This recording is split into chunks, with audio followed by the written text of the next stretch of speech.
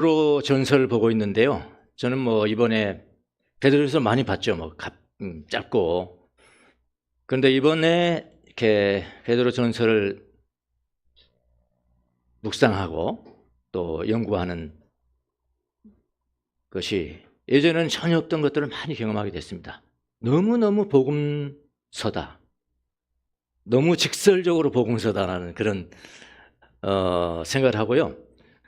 낱말 하나하나가 저는 하루를 묵상한 적도 있습니다.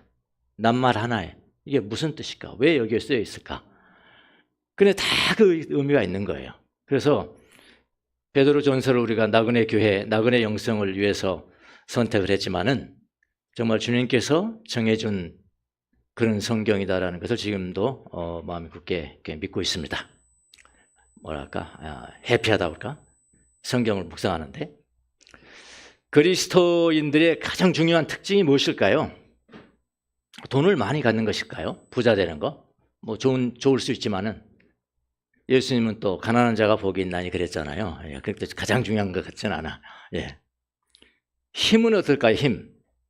요즘은 힘이 그냥 진리같이 정의같이 생각되는 그런 세대에 뭐 힘 있는 것도 가장 중요한 특징은 아니에요. 연약한 자와 함께 하시는 예수님. 우리가 진짜 그렇게 정의하니까요. 그리스도인들의 가장 중요한 것은 뭘까요? 구원받는 거죠. 구원받는 겁니다. 구원을 받는다는 것은 뭘까요? 아주 식설적으로 이야기할게요. 베드로도 그렇게 했으니까. 부활하신 예수님을 내 영혼으로 받아들이는 겁니다. 쑥 들어오시는 거예요. 어떤 사상 가르쳐주는 거 아니에요. 어떤 이념 가르쳐주는 거 아니에요. 그분의 전 생명이 그냥 쑥 들어오시는 거예요. 내가 그분께 들어가고 그분은 내게 들어오고. 이거를 뭐라고 그러냐면 구원받았다 그러잖아요. 구원받았다. 한 번 있는 사건입니다. 그것은. 네, 뭐 두 번도 하고 뭐 저도 하여튼 뭐 저는 처음에 믿을 때 뭐 예수님 안 믿은 분 그 자리에서 일어서십시오. 예수님 영접하실 분 일어서십시오. 그래서 그렇게 말할 때마다 일어섰어요. 교회가 다 다른데도. 왜냐면은 내가 안 일어서면 내가 안 믿는 사람 같은 거야. 그렇게 웃긴 때도 있었다니까요. 근데 그건 필요 없는 거죠. 한번 내가 예수님 영접합니다. 내 주인으로 오십시오. 나도 주님의 영광을 위해 살겠습니다. 남은 여생을. 그렇게 믿음으로 고백하는 게 그게 영접하는 게 돼요. 구원받았다 그러죠. 구원받았다. 다른 말로는 구원의 과거라. 그러니까 예수님을 영접하는 일만 있어서는 안 돼요. 거기에 구원이 머물러 버리면 안 돼요. 그 다음에는 뭐가 있냐면은 예수님의 성품을 닮아가야 되는 거죠. 성화. 예수님의 성품을 닮아간다. 예수님 닮아간다. 예수님 외모 닮아가는 게 아니고요. 옷을 이렇게 입고 저렇게 좀 외모처럼 뭐 트럼프 대통령이 그렇게 뭐 했다고 그러던데 그렇다고 예수님 닮아가는 게 아니고요. 예수님과 함께 동행해야 그의 인격을 닮아가는 거라고요. 예. 이걸 가르쳐 뭐라고 하면은 내가 성장하는 것이니까. 예수님 닮아가니까 성장하는 거죠. 성장하는 거니까 구원의 현재. 이렇게 이야기해요. 구원의 현재. 지금 우리가 이렇게 예배드리는 것도 다 이제 구원의 현재죠. 그 다음에 우리가 이 장막을 벗고 주님 앞에 가는 때는 이제 우리가 부활될 건데 그거는 썩지도 않고 더럽혀지지도 않고 그 다음에 낡아 없어지지도 않는 영생의 옷. 부활 예수님과 똑같이 그런 옷을 입을 것이다. 그것도 구원이에요. 그럼 구원은 뭐죠? 미래죠. 구원의 미래. 그러니까 구원의 과거, 구원의 현재, 구원의 미래라는 게 있어요. 그러니까 이거는 강학상. 그러니까 강학상이라는 것은 설명하기 쉽게 이렇게 강의하기 쉽게 이렇게 세 군데로 나누었지 그게 나누어지는 게 아니에요. 그냥 한 선상에 다 있는 겁니다. 한 선상의 어느 부분에도 삼위일체 하나님이 안 계신 곳이 없는 것. 그게 구원이에요. 구원. 그래서 여러분 성경을 읽을 때 구원의 어떤 면을 지금 말씀하고 있는가 그걸 잘 분별하셔야 돼요. 어떤 때는 구원을 받았다 하고 또 어쩔 때는 구원되고 있습니다. 또 어쩔 때는 구원되어질 것입니다. 그랬거든요. 그러니까 잘 보셔야 돼요. 어떻게 해요. 그래야지 성경이 정확하게 읽히거든요. 예. 자, 근데 여기까지 이게 구원인데, 거듭난 마치 똑같아요. 거듭난도 구원인데, 이제 가장 중요한 거는 뭐냐면은 구원을 받은 건 알겠는데 이 구원의 중요성이 잊혀져 가는 거예요. 잊혀져 가는 거예요. 그럼 잊혀져 가는 게 뭐죠? 망각돼 가는 거예요. 망각이. 더구나 익숙하고 세월이 지나면은 더 망각이 돼요. 왜? 더 중요한 게 너무 많거든요. 중요한 거라기보다는 내 마음에 더 드는 게 너무 많거든요. 세상은 좋은 것들이 너무 많아. 하나님이 주신 선한 것들이 너무 많다니까요. 보이는 물질도 그런 것이고요. 그러니까 여러분 돈 없으면 낙심되는 거예요. 돈 많으면 막 힘나죠. 여러분 힘주게 힘 있게 만들고 당장 흔한 마약 같은 게 있어요. 그게 뭐예요? 돈 주면 되는 거야. 돈 주면. 그런데 이제 구원이라는 건 좋은데 구원에 우리가 내가 어떻게 구원을 받았는 것인가? 이 구원이 얼마나 중요한 것인가 내게. 언제 중요해야 돼요? 과거에 중요한 거 필요 없어요. 미래에 중요할 거 필요 없어요. 지금 여기서 here and now 그러잖아요. 그래 here and now의 영성을 가지라 그러죠. 지금 여기서 구원이 내게 얼마나 중요한 것인가를 관심이 별로 없어요. 네. 익숙해서 그런 겁니다. 익숙한 거 오래 좀 부부간은 마찬가지잖아요. 처음에 연애할 때 말은 죽고 못 살잖아요. 근데 몇 년 지나면 그거 보면 알아. 훌륭한 부부인지 아닌지 그거 보면 알아요. 세월이 흐르면 그냥 다 익숙해지니까 별로 다 그냥 무뎌져 버리고 그래. 신앙도 그게 제일 무서운 거라니까요. 그래서 교회는 잘 다니지만은 내게 지금 중요한 것은 무엇이냐? 예수님이 현재 구원을 내게 이루어 주신 지금 여기서 이루어 주시고 오늘 또 이루어 주시고 내일 또 이루어 주신다는 그거 아니에요. 그거 아니고요. 내가 열심히 내가 구하는 게 있어. 구하는 건데 열심히 기도했는데 응답이 됐어. 그게 너무 좋은 거야. 그걸 치료하라는 이야기가 아니라 가장 중요한 게 뭐냐면 가장 중요한 게 현재 구원의 그 무게가 아닌 거예요. 그리고 내가 기도해서 기도 응답 받은 것이 내가 너무 좋고 그렇잖아요. 그런 것이 그렇게 돼버린 것이 아니냐. 그래서 시련이 오면은 못 참아해요. 신앙생활 잘하다가 조금 시련이 오면은 그동안 잘 됐어요. 너무나 잘 살았죠. 예수님 믿고 예수님이 도와주셨겠죠. 잘하셨어요. 근데 시련도 올 수 있지 않습니까? 낮이 있으면은 밤도 오는 거예요. 그렇잖아요. 사계절도 있듯이. 그런데 시련이 오면 그건 못 참아하는 거예요. 못 참아하는. 이건 뭐 하나님이 나를 버리셨나? 전혀 이러실 분이 아닌데. 지금까지 전혀 이러시지 않았는데 나한테 왜 이러시는 거야? 왜 이러시는 거야? 그렇게 낙심하고 슬퍼하고 그런 사람들이 얼마나 많은지요. 이거는 그 당시에 지금 이 베드로 전서가 누구를 향했죠? 제1청자가 누구라고? 제1청자?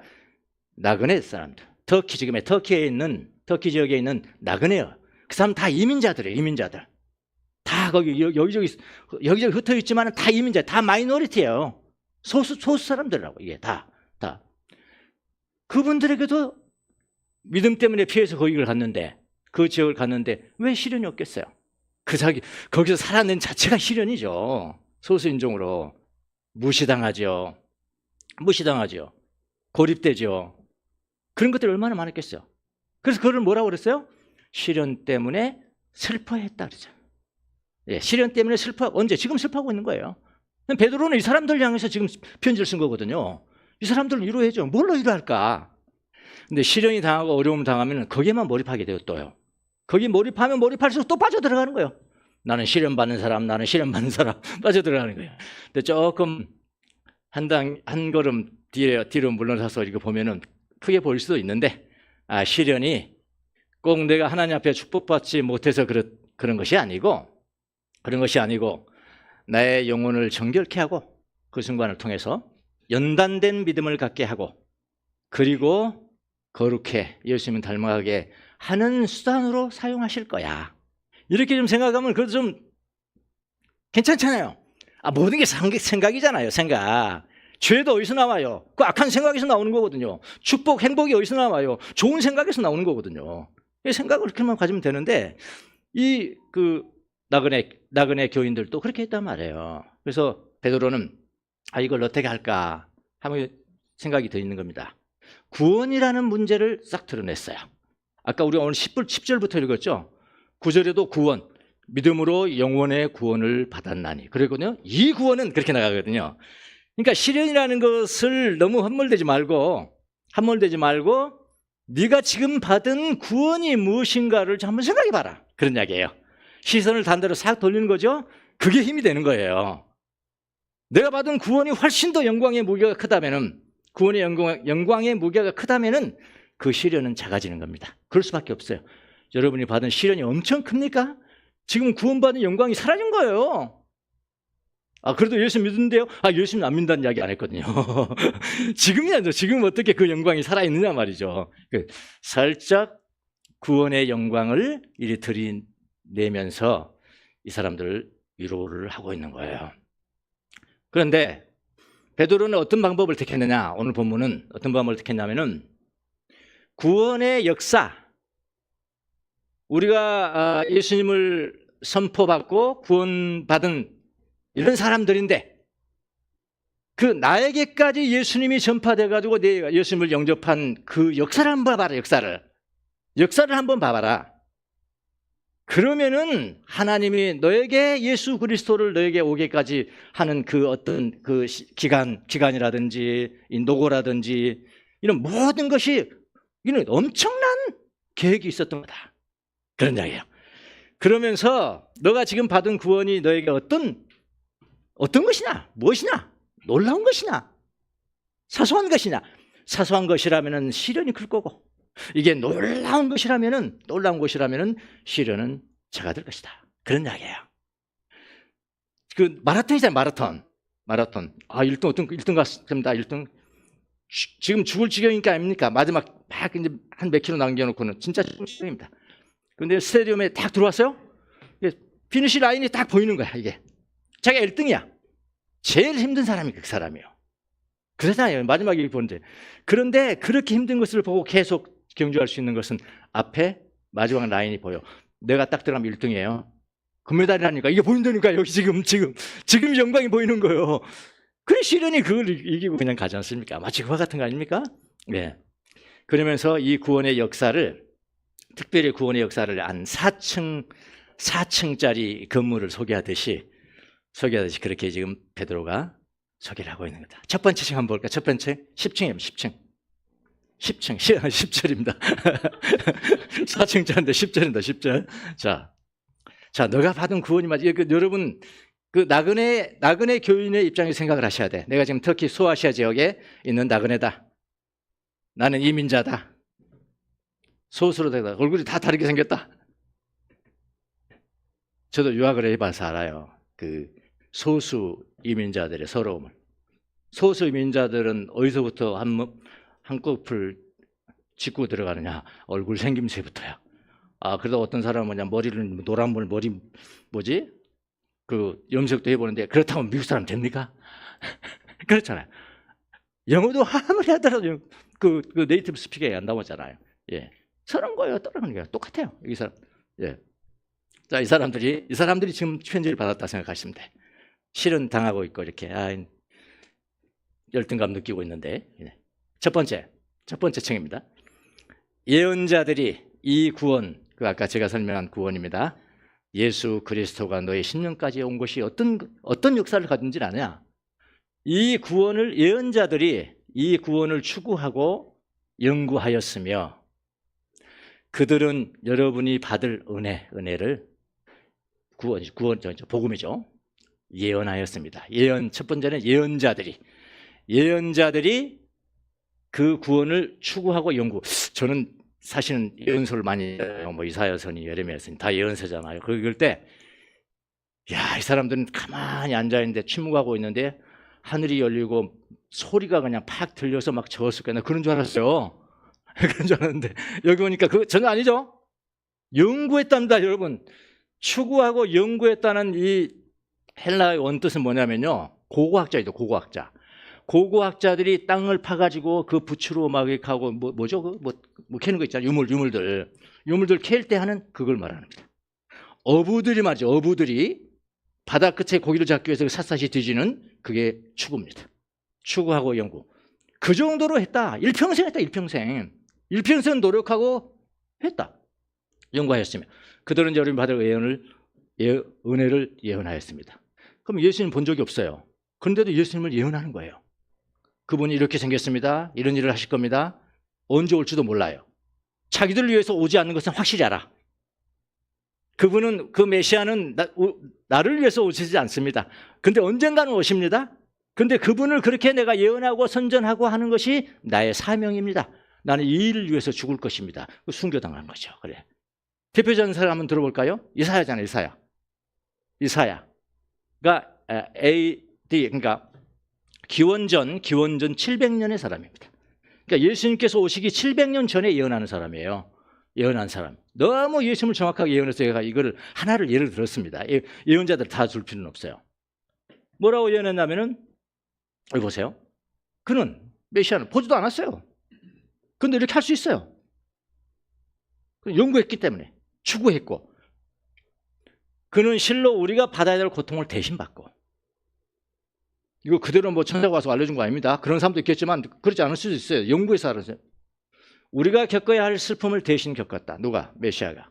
그러나 우리는 그가 징벌을 받아서 하나님에게 맞으며 고난을 받는다고 생각하였다.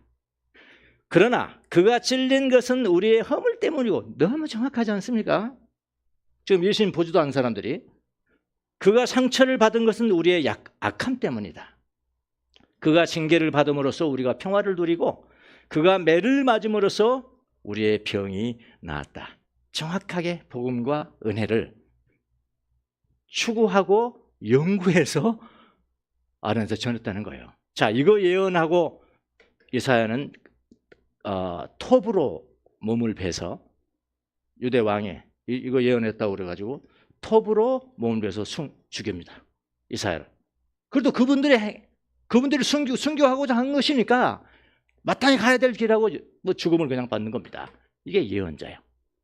여러분 얼마나 이 복음이 중요했으면, 이 은혜가 중요했으면, 언제가 하나님께서 우리에게 보내실 그 독생자가 얼마나 중요했으면 보지도 못하면서 목숨을 걸고 그렇게 예언을 했겠냐 이 말이죠. 대단히 중요한 것이죠. 그런 일이 있습니다. 이게 첫 번째 층입니다. 첫 번째 층. 자, 구약의 예언자들이 그렇게 목숨을 걸면서 구원의 계획인 예수 그리스도를 전하고 그분은 고난받으실 것이고 그분은 영광을 얻을 것이다. 이것을 전할 수 있던 것은 그들만의 힘은 아니에요. 그 다음에 두 번째 층으로 가볼게요. 두 번째 층은 뭐냐면은 그리스도의 영, 그리스도의 영. 11절. 이거 보세요.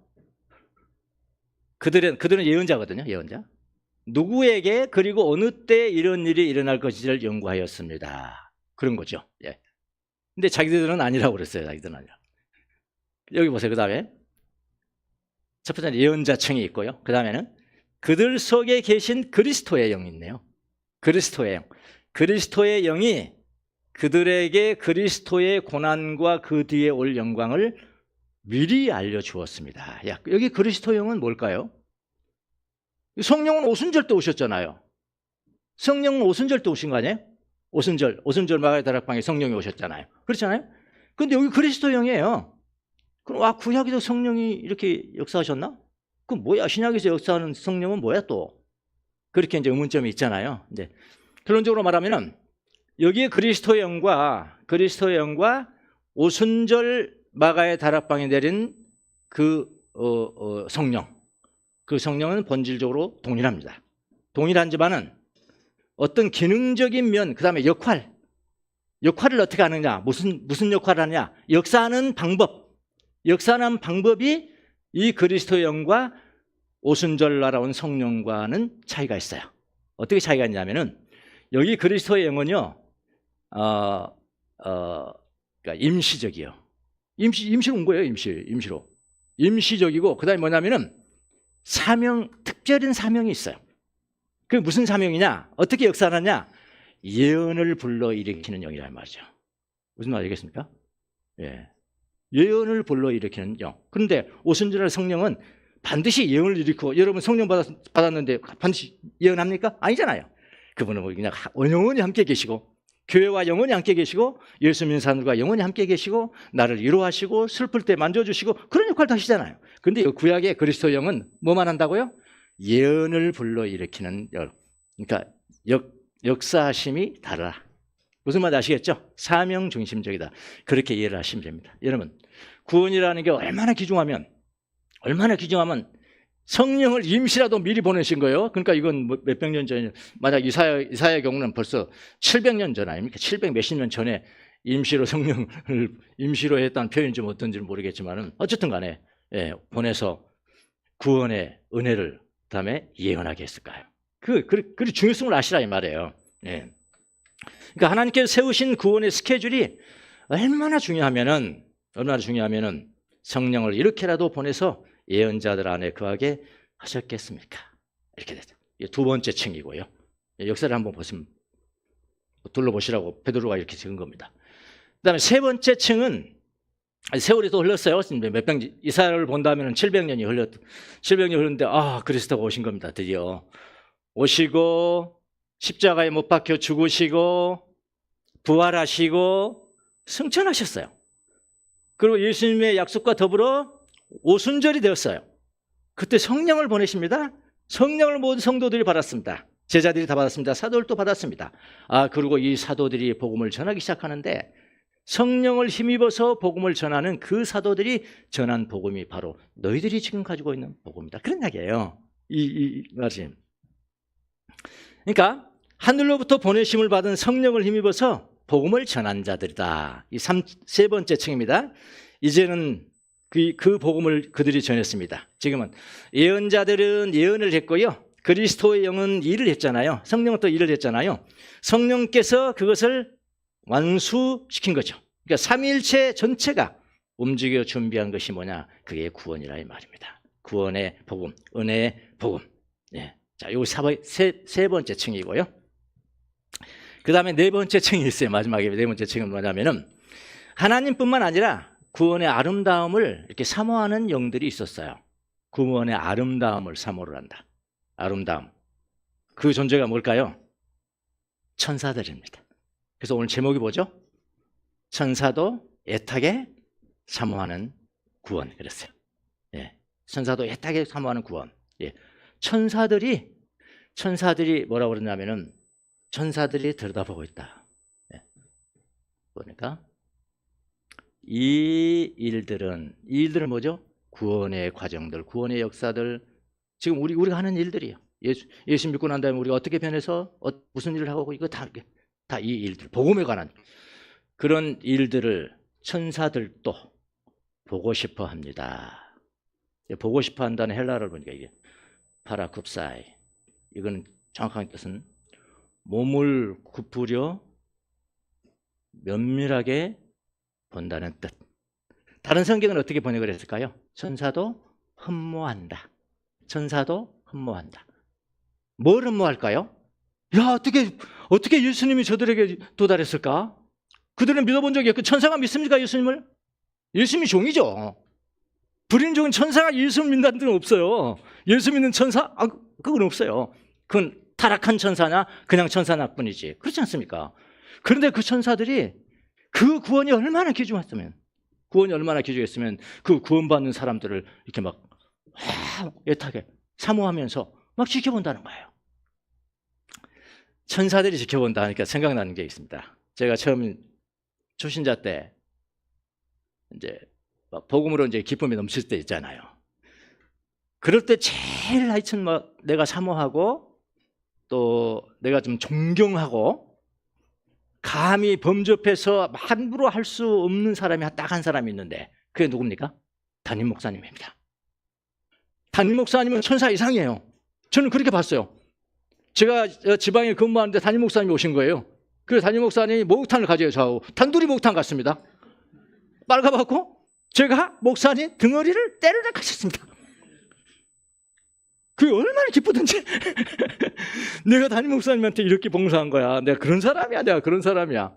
근데 그분이 이런 말씀을 많이 하셨어요. 예화를 들면서 설교를 하는데 뭘 들었냐면은 자기는 천사를 여러 번 봤대요. 천사를 여러 번 봤다는 거예요. 천사. 그 심지어 이렇게 밥상하고 같이 있는데 자기를 밥을 먹고 있는데 어떤 사람이 앉아 있더래. 나중에 보니까 천사인 거야. 뭐 그런 걸 와 우리 목사님 최고야 최고야. 저 이제 뭐 그럴 수밖에 없잖아요. 신기한 걸 했으니까. 그래서 제 마음속에 은근히 나한테는 안 나타나시나? 천사님이 저한테는 좀 안 나타나시나? 나한테 좀 나타내 주세요. 그럼 기다리는 거죠? 기다리는 거예요.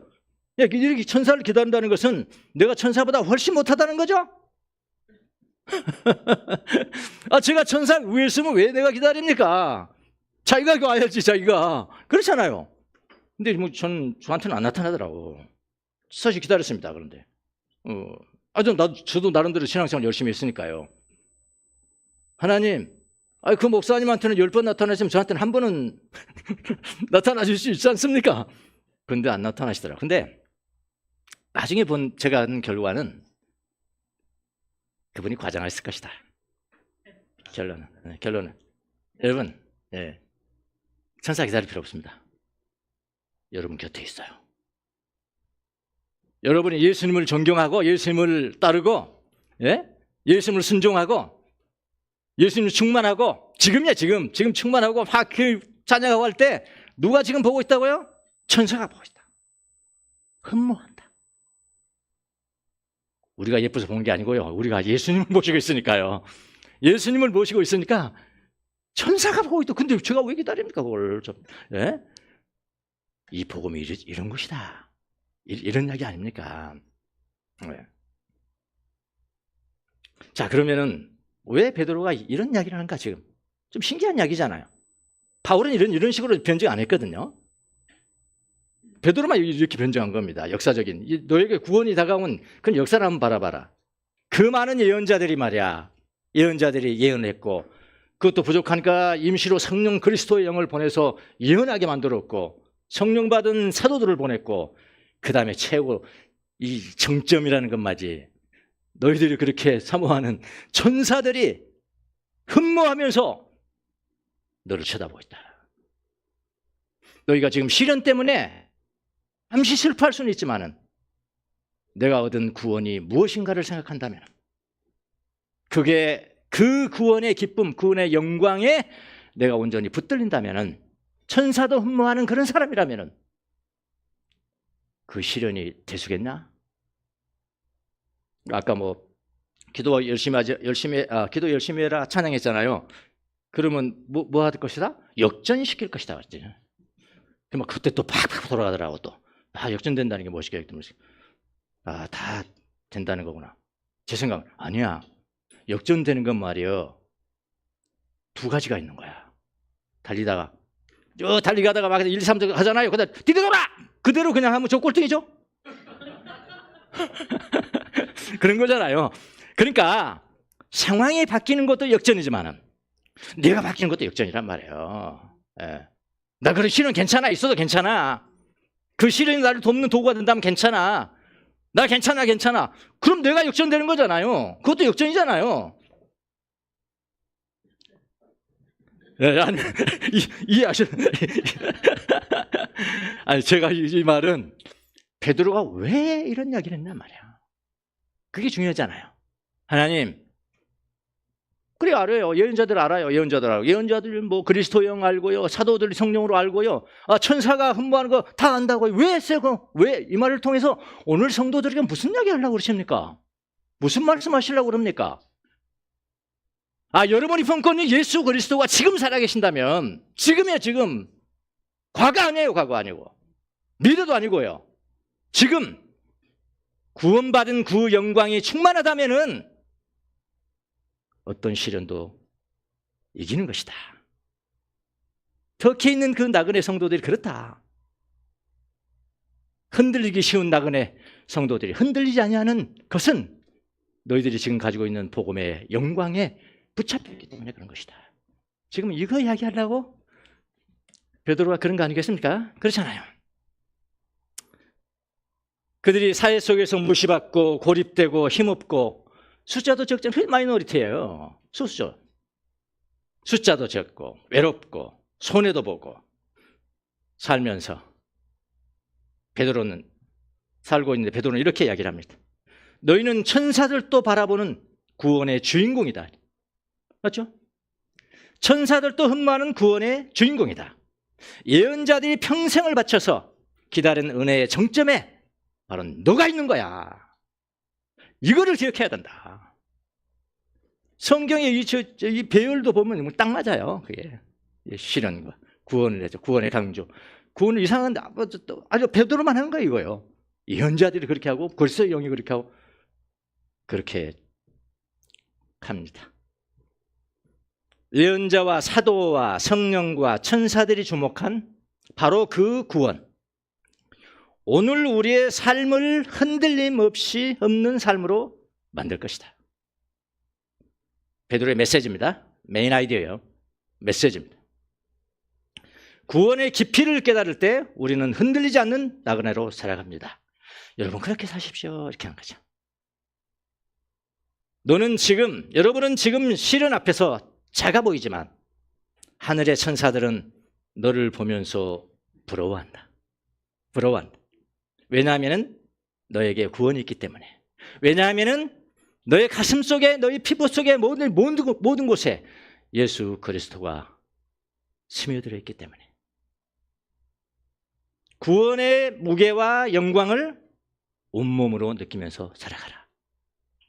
실현 해결을 해주지 않습니다. 해결해 줄 수 없어요. 베드로가 뭐 해결해 주겠습니까? 그거 안 해요. 다른 일 하세요. 다른 일.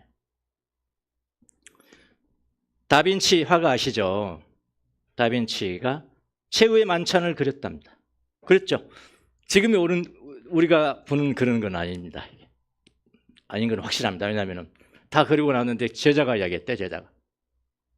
스승님 너무 그림 좋습니다. 그게 뭐 어디가 좋나? 예, 예수님이 지금 오른손에 가지고 계신 저 잔 있지 않습니까? 잔. 요 잔. 포도주 잔. 그게 너무나 빛이 납니다. 너무나 보기 좋습니다. 그랬답니다. 제자가. 그랬더니 다빈치가 붓을 가져오너라. 붓을 갖다 줬더니 잔을 지워버렸습니다. 그러니까 그 그림이 이 그림이 아니죠. 지금 우리가 보는 그림은 아니죠. 이걸 지워버렸답니다. 하면서 한마디 합니다.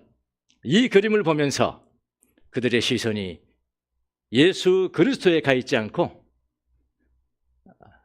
술잔에 가 있다면, 포도주잔에 가 있다면 이 그림은 실패한 것이다.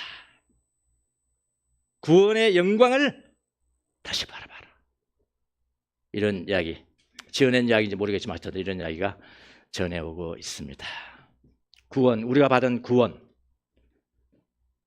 거듭남, 이런 용어들, 영생 다 오염됐지만 영생은 왜 오염돼? 영생교라는 게 있습니다. 영생교.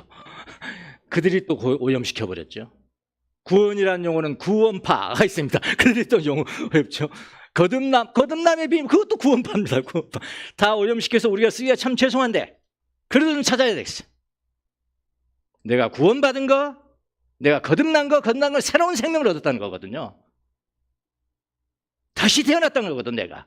뭐 때문에? 예수님 때문에. 영원히 사는 거, 영생. 앞으로 영원히 사는 것이 아니에요. 지금 내가 영생을 해야 되는 거죠. 하루는, 제가 이제 하루를 마치면서 묵상을 했습니다. 갑자기 영생이라는 단어가 떠올랐어요. 영생이라는 단어가.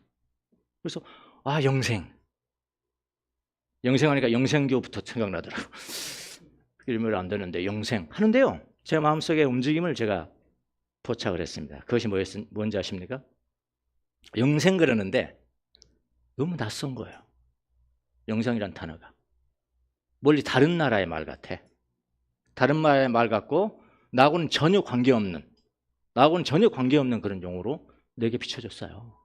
그래서 하나님 앞에 솔직하게 고백을 했죠. 주님, 영생이라는 단어가 왜 이렇게 낯섭니까? 나에게? 왜 이렇게 낯섭니까? 그리고 한참 기다리고 있는데 내가 뒤집어져야죠.